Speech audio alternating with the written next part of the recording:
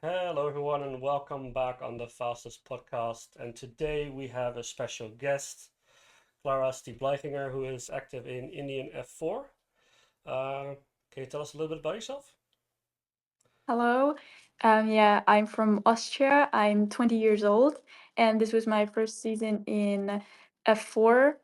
In general, I just started, so I started my career in 2024 with some testings, and then this year I did my first races to get some experience in racing overall, like in overtaking, defending, how the weekends are working, and everything.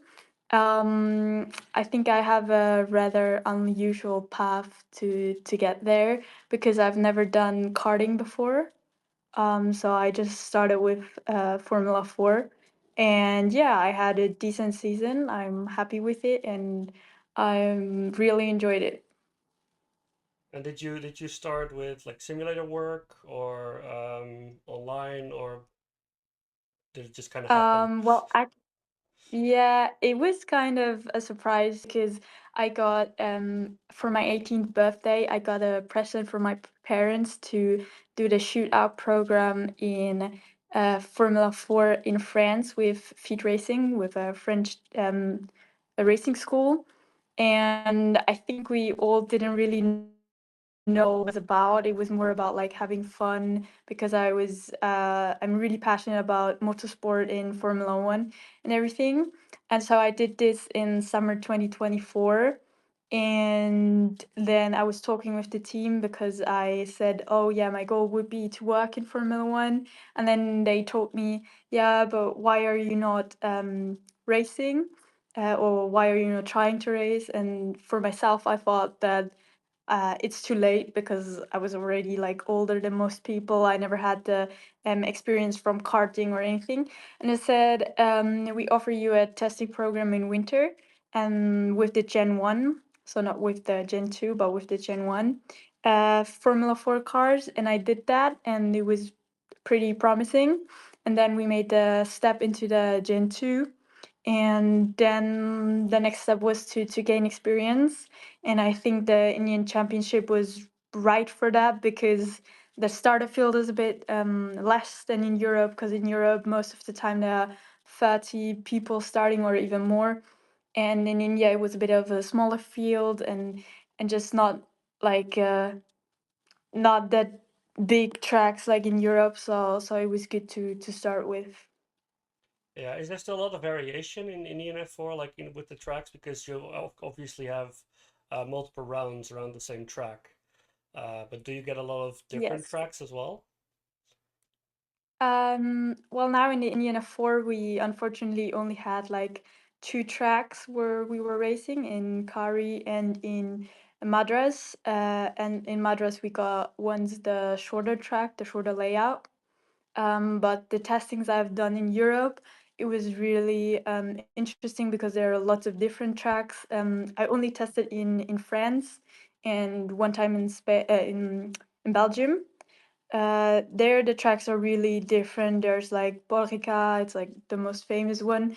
But also there's Ledino, which is a lot of up and downs from elevations. There's Nogaro and a lot of different tracks. Dijon, which is more like high speed. And so there is a bit of more variation of the tracks than we had in India. Unfortunately, the street races didn't take place, but yeah. And have you also had a lot of experience on those European tracks, or just more of a general feel of it? Yeah, well, I had some testings in lots of different tracks on in France, um, because I was driving with the French school racing school, and they offer lots of testings on different circuits during the winter tests, and I think it's really good and really helpful because there's so much of different tracks, also ones that are shorter, ones that are longer, ones which require more high speed. and ones that doesn't. And also in Europe, it's also a bit tricky with the weather always, especially during the winter tests. It's always cold with the temperatures, and it's raining a lot. So I had lots of experience now in the rain as well. And I think this is helping as well because obviously in the rain it's more difficult to drive and everything. So yeah, I really enjoyed those winter tests as well, and I think they're also really helpful. If you look at how important it is to be fast everywhere and in every condition, then it will of course be very helpful. You said you're into motorsport. What's kind of the first memory that you have where you were like, wow, this is really what I love, what I like, and what I might want to be doing later myself? Well, one of my earliest memories is, I think, of the time where Sebastian Vettel was winning in F1, the championship titles, because my dad was always watching Formula 1, and I remember watching the last race in Abu Dhabi in 2014, and I was remembering him winning and everything. Then I kind of don't remember why I wasn't watching in 2015 or something. And then the next thing I remember was when Max Verstappen came into Formula 1, and then I was really passionate about it. I was watching all the races, all the qualifications, even the practices, and I was talking about it all the time, even with my friends, and I also motivated my friends to watch it, so I have someone to speak about it and everything. And then we were going on holidays and seeing like outside karting tracks, and I mean it was just with the rental cars, but we did it and it was so much fun, and I was like, I enjoyed it so much, and I just love to learn about it and about the cars and see how the drivers develop, even also Max Verstappen, because I remember him going into Formula 1 and the steps I saw him doing and everything that really inspired me. Yeah, that's pretty interesting. I can remember myself. I got into it like pretty early when Hamilton was still in McLaren. And then I Okay. also got out of it for a little Yeah. bit. And then when Max Verstappen joined again, I was like same as you. I was watching everything. Yeah, I created kind of a friend group who would watch Formula 1, and even with that friend group, we went to see the first Grand Prix. Like for me, the first Grand Prix I've ever saw was in Spielberg in Austria, and I went with my whole friend group because I was just getting everybody into it, and everybody was enjoying it. Have you driven there yourself as well, Spielberg? No, I haven't. But I would like to. I only drove there on the sim, but it's a cool track, and I've been there for a couple of races. I think I've been there for 3 times now for the Formula 1 Grand Prix, and it's always also a great atmosphere with all the Dutch people there, and even more when Verstappen was like dominating and winning there as well. So yeah, I really enjoy Spielberg as well. Let's get to the Indian F4 season. Your first season, of course, you did pretty well. Only one retirement and a bunch of point finishes. Um, Stats don't tell the whole story, of course. Can you tell from your perspective what it was like, how the car feels like, yeah, kind of battles, struggles, victories, yeah. So the first 2 rounds were in August, and they were back-to-back weekends. And we came there a bit earlier for testing before the season started. There were some organization problems in the beginning, so on the first weekend we only did 2 races instead of 3 races, and it was all a bit delayed. My first ever race was actually in the rain, which at first it was like a bit scary, and I was like, oh no, first race in the rain, and I didn't know the start procedure and everything, and you just have to get to know everything. And the qualifying was also in the wet, so yeah, I just had to get used to everything. But it made it really interesting, and also, of course, in the rain, you have sometimes also more opportunities because other drivers make more mistakes and you can like attack a bit more maybe even. But it went pretty well. I finished P8, I think. So I was happy with that. And on the same day, there was also the second race, which was then drying off. The track was drying, and then the second race was in the dry, and that went even better. I was then P6 in the second race, and I was already super super proud because I feel like I went there with not really expectations. I was more like, okay, go there to learn. I'll be happy if I be even in the top 10 or something. I mean, that kind of sounds like a And trial by fire, your very first F4 weekend, and then having such a challenge with the wet driving and kind of having to figure it out on the go, and then still managing to finish P8. That's really impressive. yes, yes, I definitely was really proud of that, and I was really happy with that. And yeah, and then we went shortly after we went to Madras, like the week after, and we just got into total different conditions because in Madras it was really, really warm weather. It was 40 degrees. It was really humid. And I think it was also challenging physically. Even other drivers were really struggling, and we had 3 races on one day because, well, on the whole weekend we had 4 races because they needed to postpone from the first race weekend the other race to this weekend. So we had one on Saturday and then 3 on Sunday. And on Sunday it was really challenging because it was so hot and so humid, and we didn't have like lots of breaks during between the races. And even the qualifying on Saturday, I remember that it was raining like crazy, and there were patches of water on the track, and you just had to go around it. And even some of the corners you couldn't even like get to the apex because on the apex there was such a water patch, so you kind of had to avoid that. But also I had a really good first race. I think it was the first race where I got P4. um, I should have been really proud of that, but I was a bit frustrated because I know that I could have gone on the podium because I was like, from pace wise, I was faster than the two guys in front of me.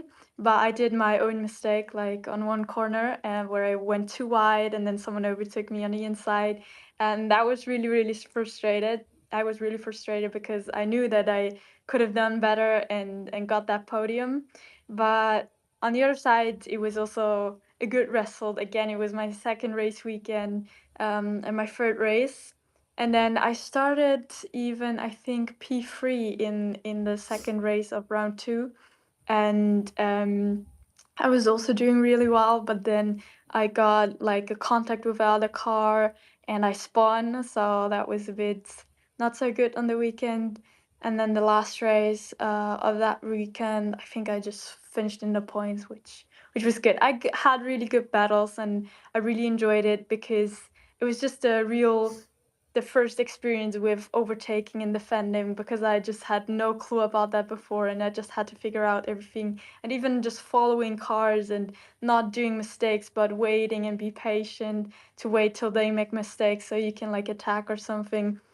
I think it was really valued experience on that weekend as well. I mean, how do you sort of prepare beforehand? Because I mean, you're saying that a lot of the time you've had to kind of go in and learn on the job. So Yeah. how do you prepare, if at all, before you start the season?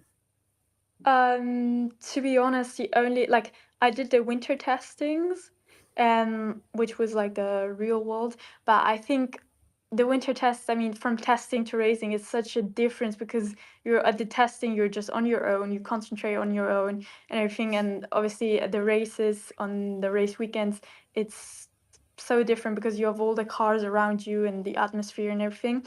But the only thing that I did was a bit of sim racing. I worked on a simulator, but only for not even 2 months. I think like a month where I did iRacing a bit to just kind of get the experience, because at the beginning it was so hard to even like follow people because I was like, how can I know how close I am to the other car, and how close can I follow, or if they brake a bit earlier so I would not like just crash into them. So I did a bit of iRacing, but that was kind of the only thing I did before the first 2 rounds. And then with the first 2 rounds, there came a lot of experience and everything. And then after the first 2 rounds, we had like kind of a huge pause, like even I think like break for like 2 months where we didn't race because they postponed the other races. So in that time, I was doing a bit more of iRacing to get even more experience and to get the experience that I had even into iRacing and to yeah. What are kind of the main differences between iRacing and being in the real deal? Because I think there's a lot of similarities, but there must be some pretty big differences as well.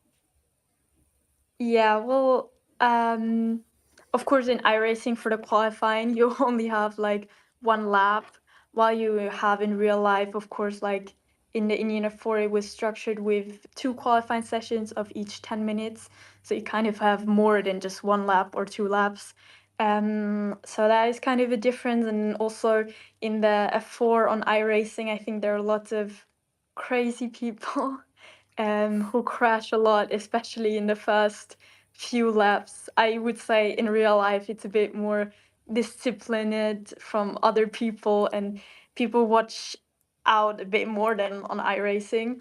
But on the other side, the battles and where you can attack and how you can attack or how you defend, I think it's pretty similar. It's really good practice for the real world, and everything. And in iRacing, the cars are also like they have a bit more grip, while you don't have that much grip in real life.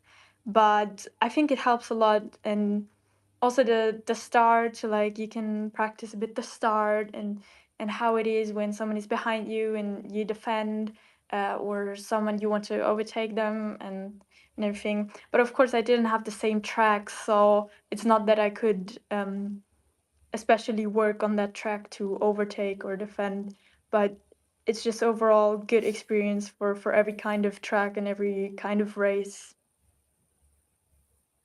Yeah. How much like on track time do you get in a race weekend in F4? In the Indiana 4, we had one official practice, which was on Saturday for 30 minutes. But you mostly get 25 minutes, and then we get a practice start at the end. So they take the 5 minutes of that time to give us a practice start. And then you have the qualifying session of each 10 minutes, twice 10 minutes. And then you have the races, which are 25 minutes plus one lap. But they also offered always testings before. You could do, it was not an official practice, it was just a practice day where you get 4 sessions of 20 minutes. That was most of the time on Friday. So there you can get used to it a bit more, to the car, to the track, especially if you went to a new track. Yeah. So only like 3 hours of on track time that you can really use to Yeah. get adjusted to the car, the track, and to gain enough confidence to really go for it. Yeah, exactly. I mean, it sounds like you made the most of it. It's really, really great results. Yeah. Well, I tried, of course, my best, and I tried to get from all the time I had on track to get something new, to get like a bit of like a puzzle on what I need for the race weekends and for what you need in racing in general, and to get the most of the experience, even from qualifying sessions where you get the new tires, to get like the peak of the tire, and the races with all the experience of overtaking and defending, but also the start procedure or the procedure behind the safety car and everything, because everything was new. So I just tried to get everything that I could and make the most out of it. And I suppose, it's a mixed series, so you've got the boys and the girls all racing together. How Yeah. do you find that? Because obviously it's a great thing that we're getting more and more women kind of racing, as well as, having the mixed series, because you don't really see that as much in the other feeder formula series. So how did you find that? Well, of course, I think it's an amazing opportunity for all the young girls and everybody that everybody can race and have the opportunity to go, either though it's a man dominated sport. So yeah, we were always three girls. At the beginning, it was for the first two rounds. There was a girl from Singapore and one from Australia, and then for the other races, it was two Australian girls and me. And yeah, I think it's amazing for us to race in the same categories, and even to see that we're like in the pack. We're not like that last and be a part of everybody. No, no, we were in the mix. We were fighting even with the guys, and had great battles on track and everything. So yeah, I think that's amazing, and I think it's amazing that the Indian Championship gave the girls the possibility, and yeah, and I think that all of us want to continue, and all of us made their debut in a single seater, so it was good experience for all of us. What's one of the Amazing. battles that really stayed with you from this year? Oh, I had great battles. I think in the beginning I couldn't not really say, can I go or can I not go? So it was more like my feeling and my instinct that I was behind someone, and I was like, okay, I'm just going for it. And I have to say, I had lots of battles with one of the Australian girls. Um, Also a bit heated battles, I would say. But it was really great, actually. I enjoyed it, and at the end, everything was fair, and we both tried our best. But I think that it stick most to me with the Australian girl, because we were always like either behind each other, or we were in a fight with even two other guys. So it was a battle of four people, and it was yeah, it was really cool. But it was not just on one race, but it was like in the first round, but in the second as well, and always like this. So I had lots of fun in those battles, and otherwise, yeah, in the last rounds it was also. I think in the last rounds it was especially hard, the battles, because everybody knew the car, everybody knew the track, so everybody was kind of on the same level, and the time difference between each other was so close. Even the qualifying result, you were like 5 tenths off, and you were already P10 or something. So it was really really close field, and it was the tracks were more difficult to overtake, especially in the last round, because it was the shorted version of the Madras circuit. So the battles were even more heated, I would say, and if you made a mistake, it was not forgiven, I would say. So yeah, I really enjoyed that as well. Do you feel kind of under pressure when there's so few other, women in the series? Do you feel pressure like going forward, because it is still male dominated? Well, I would not say that they pressured me. Of course, it was my goal to be the best woman, but I'm always someone who is like saying, I don't want to be just the best woman. I want to be the best driver. It doesn't depend if this is a guy or a girl. So yeah, I mean, of course, I'm proud that I finished as the best girl, because I think that also says something about my driving and my season. Um, but of course I want to learn to be the best driver of all, and not just in the women's field, I would say. um but of course it was kind of pressuring when I knew that another girl finished better than I did, or especially when the Australian girl Annabelle got the podium and not me. That was kind of like, I knew I could have done the same, but it was my own mistake, and it was my own fault that I didn't get there. And at the end, she deserved it then more, because she did less mistakes and everything. So, but that was, of course, that's kind of like a thing that got to me. But yeah, I think you just have to let that behind, and stay focused and look forward to everything else. Is that something that you take with you in like the development of your driving, where you make a mistake in a previous round and you kind of try and obviously avoid it for next time. But will you like also like train it and specifically get better at it, or do you just kind of generally learn from it? Yeah, well, I think that I had really to learn to learn from my mistakes, if that makes sense. So, because I had to learn to let that go a bit, to say, okay, it happened, I can't change it anymore. Next time I will do better. I think this is really, really important, because if you stick with that mistake and be always worried, or be like, oh my God, this cannot happen again, then it stresses you out way too much. So especially if it's like in one lap you make a mistake, it's like, don't think about making it up in the rest of the lap. You can't, it happened, it's fine, but just think about next time, that you will do it better on that part of the track or anything. So I really had to learn to be like, okay, it's done, it happened, I leave it behind. But of course I learn also from that mistakes. I think especially my starts were really bad, and I had to learn from the mistakes of my starting, because just the coordination with clutch, brake, and throttle, it's like I just had to get used to it, and to learn from it. And also, in general, mistakes, because I also caused a collision once, and it was just me not like I interpreted the distance wrong, and it was my fault.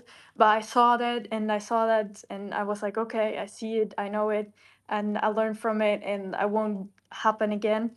So yeah, no, I definitely I take it with me, but on the other hand, I also doesn't not let me influence too much. Now, of course, it's a very heavy sport on the body. What kind of exercise do you do to try and make it as easy for yourself as possible? Yeah, well, I think physical training is really, really important.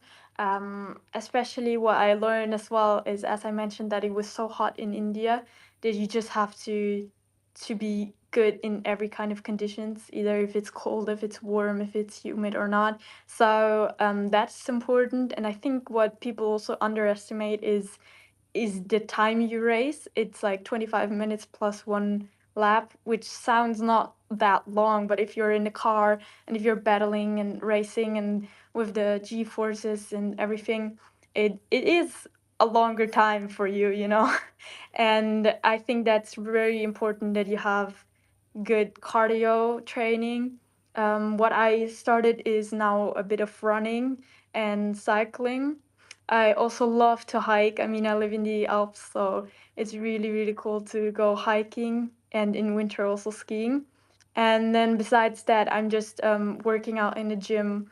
I focus on upper body, but also on legs. And now I also started doing for my neck exercises, because there are circuits that require having more strength on your neck, especially in high speed corners. You just need to have that. And yeah, so I started training that as well.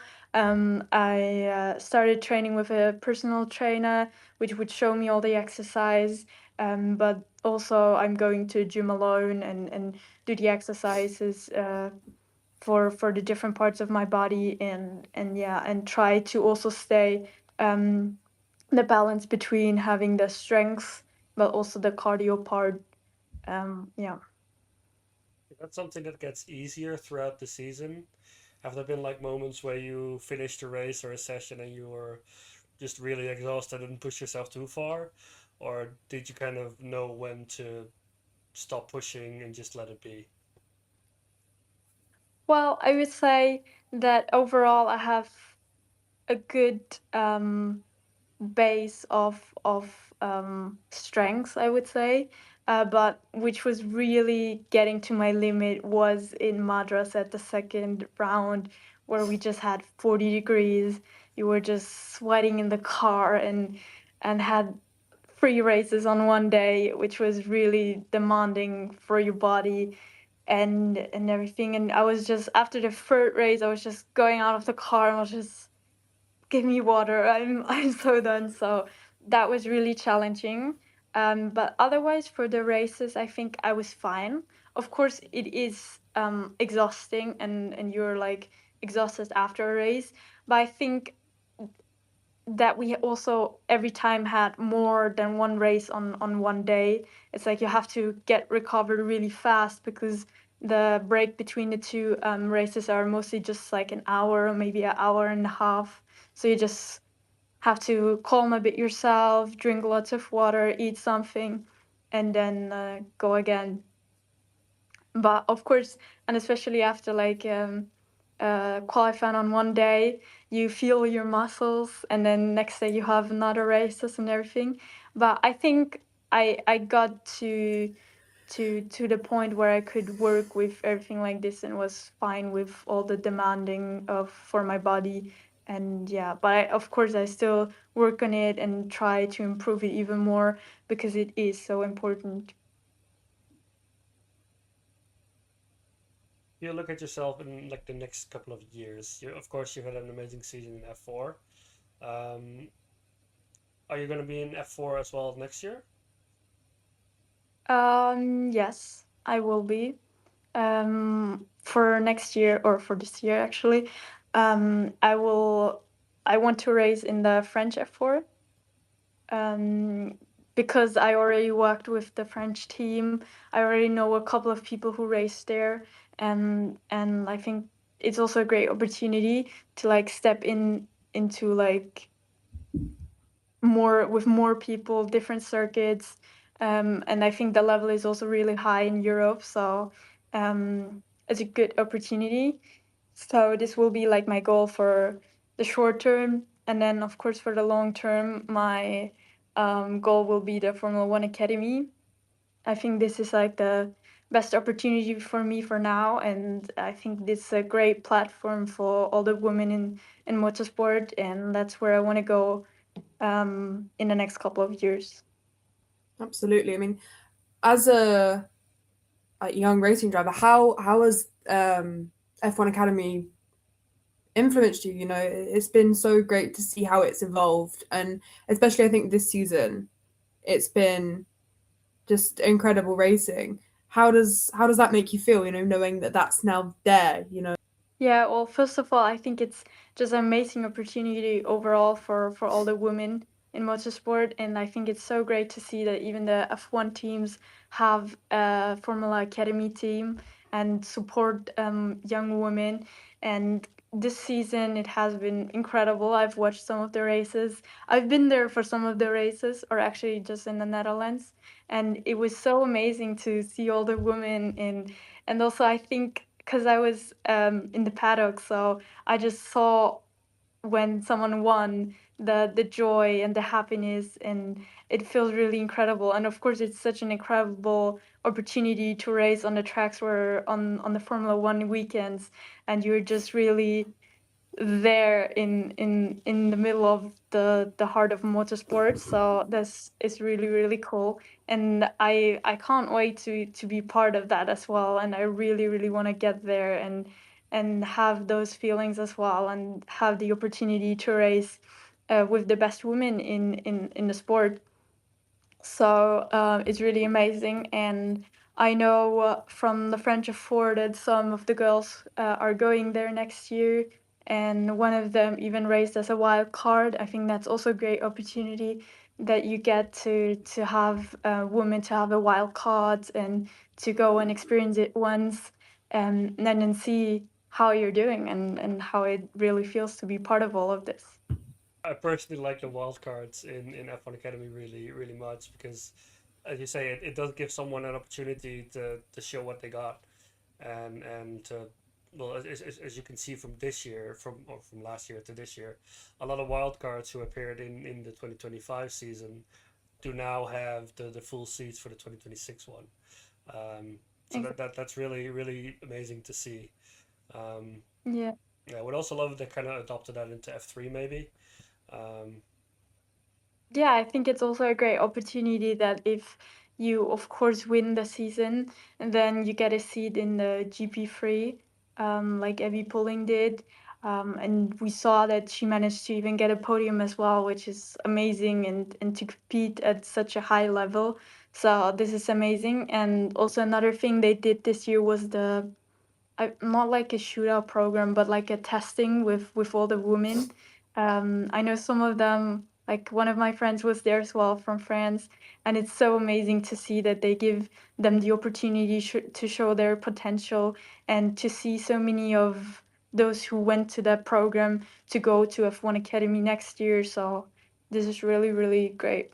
I mean, I was going to say the same as Fish, so no, I love the wild card initiative. I think it's so important, and just the doors that that's opening is really incredible. So I mean, it would be great to see you there in a couple of years. I think that's it's an amazing thing that they're doing now, and it's really good to hear as well that in the feeder series there is more inclusivity, and you can get your elbows out, and it's not a huge thing anymore to see women in their space. It's just becoming more Yeah. normalized. So yeah, that's really nice to hear that you're having that experience. Yeah, definitely. I suppose beyond F4, I mean, how does it look kind of progressing into something like Formula 3? How does that kind of work from your side? Because obviously you want to go into more Formula 4 series, but how does progression kind of look to you? Well, I think that Formula 3 and of course Formula 2, it's also really a demand of money, and to have the connections.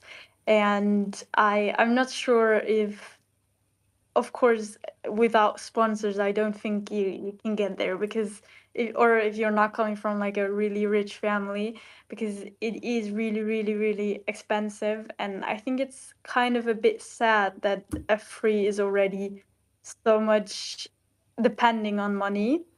Um, but I think that not just going in F3 or F2, I think there are also many opportunities in other series in the GT world and or endurance racing. Just as we see Jamie Jetwick, who's racing in endurance and everything. I think there are also many opportunities for women or in general, which which I would be interested in as well. I've never done endurance racing or anything like this, but it sounds really, really cool and really interesting. And you're also working together in like more a team where you're driving with two other drivers or more, and everything. And I think that also sounds like something I would like to do in my future. So yeah, we will see where the path goes, but yeah, this also sounds like something I would like to do, or to know more about and to be part of. So You mentioned sponsorship and money, of course. How much is that on your mind when you're racing and you're out there on track, whether it's in the car or out of the car? But how much is that part of your time spent in a weekend trying to connect and kind of get sponsors? yeah, well, of course, if I'm in the car and driving, I'm not thinking about that part. I think I'm really lucky as well that my parents helped me a lot with the money and funding everything. But especially now, also in the Indian Championship, I just try to talk to as many people as possible. And also when I was at the F1 weekends, I was just trying to talk to people and to get to know more people, and also to kind of get a platform and get the connections with teams or sponsors. Um, right now, I'm working as well on getting sponsors to prepare something what I can show them. I think a big part of this is also get a visibility on social media. I started posting now a bit more as well, because I was someone who never posted anything on Instagram, so I just kind of get there a bit by bit. And yeah, but I mean, motorsport is expensive. It's not like a secret, but um Yeah, right now I'm really, I think, privileged to say that I have the help of my parents, but I know that I cannot rely on that for my entire career or for the next few years because it is that expensive. So I'm just trying to get yeah, sponsors overall, and try to connect to teams and get the best offers I can. And how much kind of sacrifice, I suppose, goes into it from your side, you know, when you're trying to build your career? How does that affect you? Well, I think in the past couple of months I have realized that I made some sacrificing,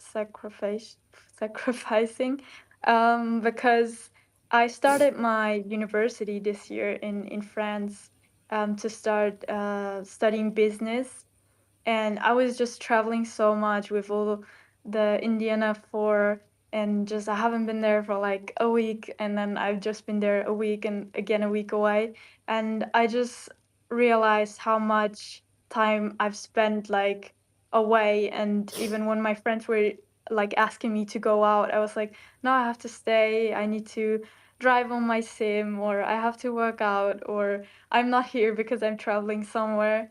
So I just realized that really a lot, I think, in particular the past few months, and also the sacrificing of the time with my family because I've not been at home for like 4 months, and I haven't seen my grandparents and my aunt, my sister, and everything. So of course it's kind of sad, but I just try to talk to them by video calling them and everything. So, and now I kind of had my Christmas break and winter break, so I all saw them again. So that was really, really nice.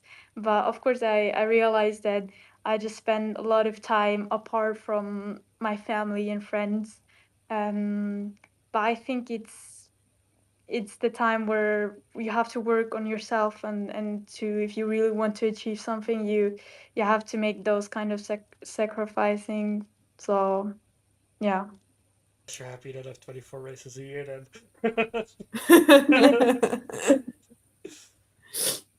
Well, hopefully one day. Yeah. Yeah, I mean, traveling must be pretty difficult, especially because you're going to India of all places, which is the other side of the Yeah, world as well. Uh, exactly. yeah, Oof. Yeah, that would get me, I think. I think the traveling part, I think, would really just stress me out if I was Yeah, doing that so frequently. Do you enjoy it, yeah, the travel element? I do actually, because I always love to travel in no matter where or what, but I love traveling. I love to see different cultures. I love to meet new people, to learn new languages, especially now that I live in France. I learned French, and I also have now some friends in Spain, and I'm now even more motivated to like learn Spanish as well. So I really love that aspect of traveling, to just meet so many different people with so many different backgrounds and so many different stories. It's really amazing and inspiring, and I really, really enjoy it. And yeah, so no, I like traveling, but I would be lying if I'd say it's not exhausting as well. Especially going to India, it was like always taking 3 different flights, and the time difference as well, even though it was not that much, but like 4.5 hours, it's still like you're a bit like jet lagged and everything. So yeah, and especially at the last round, I came back and on the same day I had my finals in university. So I had to manage all this as well. So yeah. was it an interesting topic at least, or did you have to struggle to keep your eyes open? No, yeah, it was interesting, kind of. Yeah, it was marketing, Oh, so okay. I like marketing. So yeah. When it comes to like car and setup, how much freedom do you guys have setting up the car for a weekend, and how much are you involved in that as well with the mechanics? To be honest, in the F4, there are some things you can change, such as like the front wing or the back wing, but to be honest, I think we all had most of the time the same setup. There was nothing people changed. Only, of course, if it was dry or wet, you had a dry setup or a wet setup. But in general, we all had the same setup. I don't think that it made a huge difference to change anything. We were allowed to, but I don't remember anybody changing anything. Which of course is great as well, because then you really have to say, okay, you guys have the same car, you know. I think one guy tried something else with the front wing to change some of the setups, but it was not really like that difference, I would say. It could also be because we don't have long circuits where you can like experiment a lot. It's really a short track with not a lot of straight or anything. I think now in the French F4 there's a bit more freedom of that to change a bit more with the setup, and I've heard that people are doing more of the setup. But mostly in the French F4 we also have just like 2 or 3 parameters what we can change, and whereas in the Spanish, Italian, or other kind of Formula 4 series, there are way more things you can change on the setup, but we don't have that. And also, I think I have to mention that we also drive a different chassis. We drive the Miguel and not the Tatus chassis, which is also a difference.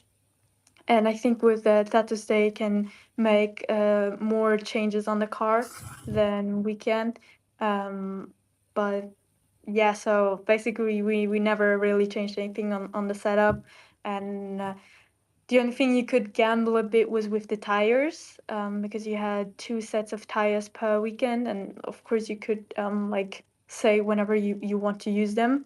But everybody had to use a set of tires for the qualifying, and then the other news said you could either put on for the first race, second or third. That was the only thing that was a bit like where people differed. In the end, I have to say that we had the JK tires from India, and they're way different from the Pirelli tires we have in Europe.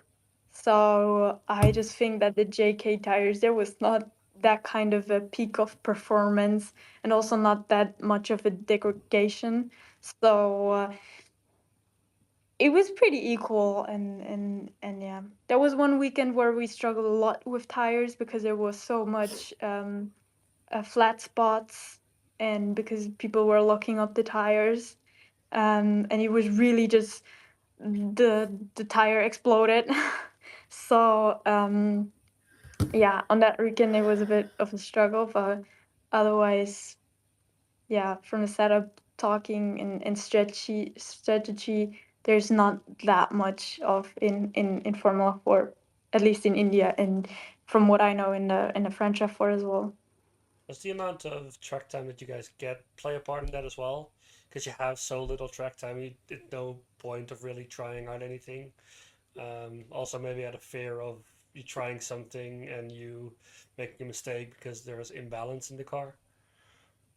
Yes, I think that's also a big part, because even though you have those, maybe on Friday you have the 4 sessions of 20 minutes, but to be honest, you just go out for those 20 minutes, drive your laps, you maybe come in for a bit of cool down, but then go again, because it's just such less time that you don't really have time to change anything. The only thing we tried in practice was swapping the tires, so swapping left and right, what you could do.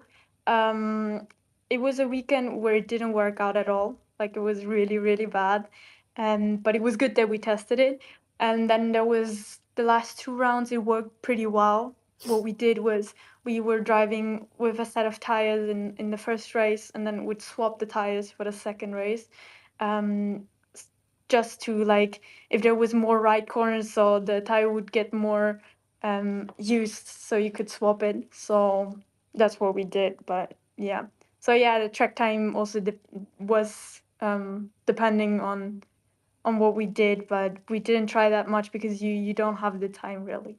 What's it like kind of in the paddock, amongst all the drivers? Because I've been in the British F4 paddock, and everyone's so young and there's so much energy and just running around happening. kind of just teenagers being teenagers, kind of the vibes. Yeah. All extremely professional though. It's incredible. So what's it kind of like in your experience? Being like amongst all the other drivers. Yeah, I have to say, I think there was a really kind of variation of drivers. There were drivers who were just for themselves and really be not part of anything that was going on there, I would say. And I mean, we had different drivers from the age of 15 to 20. So of course it's all a bit of a different vibe, but it was, I mean, every driver, I feel like every driver was really nice, respectful, and I think that we talked so much to each other, and there was not like a big rivalry between us when we were off the track. We were just talking, and we were just talking also about normal things, about school, about life, about, because there were also so many different nationalities. As I said before, you meet so many different people with different stories, and everybody was just kind of like telling the story, how they started, or how they are karting, or how their life works with school and everything. So it was really fun to kind of get to know each other. And of course, we had fun moments as well.